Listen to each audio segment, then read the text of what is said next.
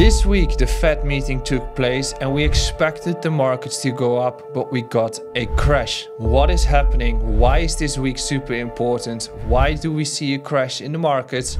All will be discussed in the update today. Before we continue with this episode, please make sure to become a subscriber. More than 70% of you are watching this video without being a subscriber. And as you have seen on the podcast channel, we have been doing episodes in London at Seaboard Live with Wintermute explaining the crash. We've done one with Base, we've done one with Multiverse X. And actually we're going to be planning to be doing more of those with bigger guests in person in several places on this planet. However, in order to be getting those guests and to have better conversations and more beautiful content, we need to be making sure that you become a subscriber, because if you become a subscriber, we get the ability to continue to grow. So join the community, help us out. And yes, it's also great that you're watching despite the fact that the markets are so terrible. If you are still around, if you don't have any conviction anymore, it's completely understandable, especially now that we were all looking at the FOMC and the Fed to do the rate cut and that the markets were going to go up from there. But instead, we've got a pretty harsh correction on the markets. And I completely understand it if people start to lose faith, because we are in the longest and heaviest bear market for altcoins. I think if you were holding altcoins alone and not trading it in between, you're down a lot. So if you are here, congratulations for yourself. If you are here to hate, also congratulations for doing that. But ultimately, I think there's not been a period that's been more harsh than this period. And after those periods, there's always a better period. So don't worry, this period is comparable to the COVID period, which was a very difficult one. But the reason that I'm saying it is because during that period, the FOMC started to do QE and started to do rate cuts, essentially. And that activated the entire bull run that we've seen after that. So if we look at historical events of the Fed and the importance of those, 2020 was rate cuts and QE that triggered the entire bull market. The end of 2021, QT and increased or rate hikes took place, a stronger dollar, and then we saw the heavy bear market that we witnessed after that period. Right now we are in some sort of middle place because the Fed is going to stop QT on the 1st of December. We are seeing rate cuts, but the Fed is still divided on next rate cuts to be happening. So some of the members of the Fed are looking to do so. The other ones don't know for sure. And the importance there is that if we see this tweet, the summary regarding this entire event, they decided to do a 25 bips rate cut. They are heavily divided. It's unclear what to expect. Inflation is not as important anymore. The economy is. So if we see weaker labor markets, then that's going to be a reason to do QE or to do more rate cuts. If we see weaker ISM data coming out next week, which is the business cycle data point, then they need to do it as well. So inflation can stay elevated and is not as important as employment, as Powell has been explaining that. However, the last sentence that you can see in the one that I just shown is in line with the fact of the earnings season that we just had. We have had all tech companies providing earnings in the previous week. Google did beat it and they surged quite heavily. Nvidia did print a new market cap of 5 trillion. Meta crashed. And actually some of the tech companies were going down heavily as they missed their earnings. So in that sense, it's important to look at the labor markets instead of the inflation data. And it's also important to remember or recall what has been happening in previous FOMC meetings. In 2024, we had the latest rate cuts. And during that period, we saw altcoins and crypto breaking out to the upside. We've also seen this in 2020. And we've also seen this in other periods, inducing strength on assets that are scarce or that have a fixed supply. We also need to be aware that during Q4 of 2024, we saw the run probably being fueled by Trump. But there is one important factor that we need to take into account, which is QE. If Q2 stops, it means that the end of risk off is here and that the start of risk on is here. On Wednesday, Jerome Powell has been saying that he's going to end QT on the 1st of December. And that in itself doesn't say that we get QE, but we do know that there are a lot of charts and data points that are probably directing us towards a period that is more risk on than risk off. And that is the more important factor that we need to look at instead of the speech of Jerome Powell.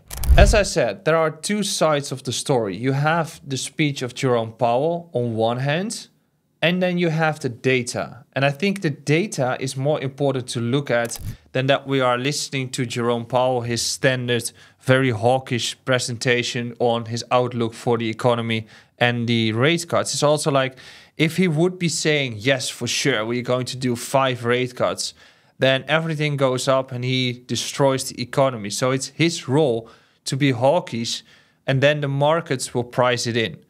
And what I mean by that is that if the markets are pricing in more risk-off appetite, then it's very usual to see a stronger move of gold going up.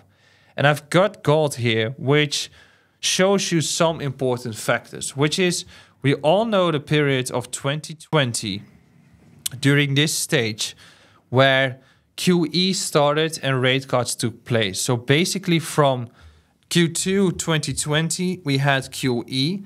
And from that period in time, the risk-off to risk-on appetite has switched into risk-on, which then means, as you can see in the chart, during this period, gold basically stagnated.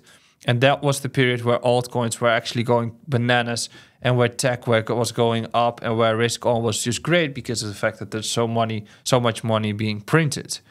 Well, after Q1 or Q4 of 2021, we started to become more of in a risk-off appetite. And that was the period where altcoins and crypto peaked and where gold started to surge.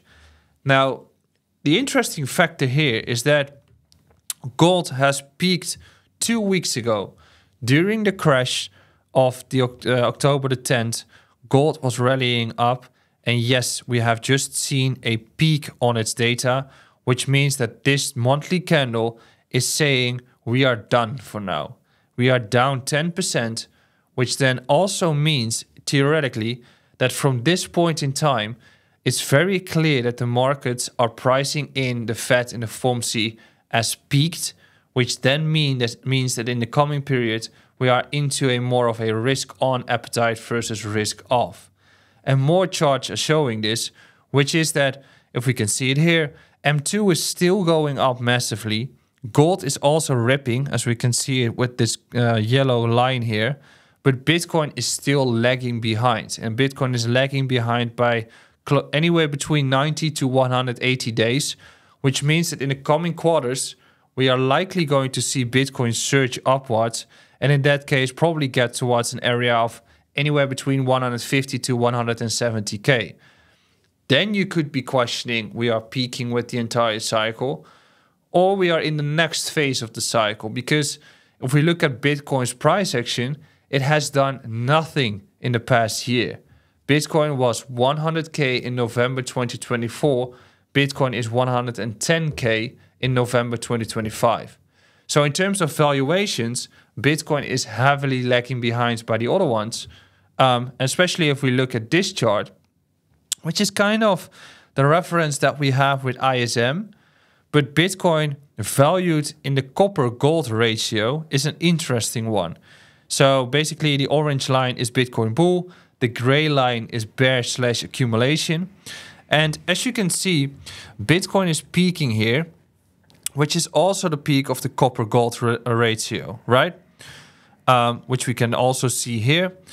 Now, if we can look at the current bottoms, then we can see that the copper-gold ratio is at its low, and then Bitcoin is also accumulating. Similarly to the crash in 2020, it has hit this low, and then we had a pretty long bull market taking place on both of those assets in this case. Now, since then, we are continuously in a bear market, which then also means that at this point in time, the valuation of Bitcoin versus the copper-gold ratio is at its lowest point. So even though a lot of people are expecting Bitcoin to be peaking out at this point, as a matter of fact, we are actually at a very low valuation compared to the other assets. And I think it's more worthwhile to be valuing Bitcoin into those assets rather than simply looking at it from a dollar standpoint. So the fact that gold has been going up by 70% and the market cap is around 30 trillion at this point, it then also means that the upside for Bitcoin has significantly increased by the fact that there is more liquidity to flow into Bitcoin and that the valuation of Bitcoin is so low compared to gold. So if gold has been remaining at like 10 to 15 trillion, perhaps the peak for Bitcoin was going to be anywhere around 300K. But at this point in time, it might be 1 million in the coming few years, despite the fact that that really looks far away from here. So if we look at Bitcoin at this point, and if we look at it from a monthly candle perspective, then it's just nicely consolidating here. And as I said, in November and December of 2024, we hit a level of 109K, and currently it's at 109K. Even though annualized Bitcoin is doing around 100%, it is not the return that you want to see. So there's either an undervaluation in Bitcoin, or there is an overvaluation in gold, or there's both. So the rotation is likely going to happen in the coming period, which then also means that this event of the Fed is likely already being priced in by all the other assets, and those have been peaking just before the event took place. What does need to happen in terms of having a new all-time high? Well, Bitcoin needs to hold this range. We can still drop beneath it. We can still take the liquidity here around 100 to 103K.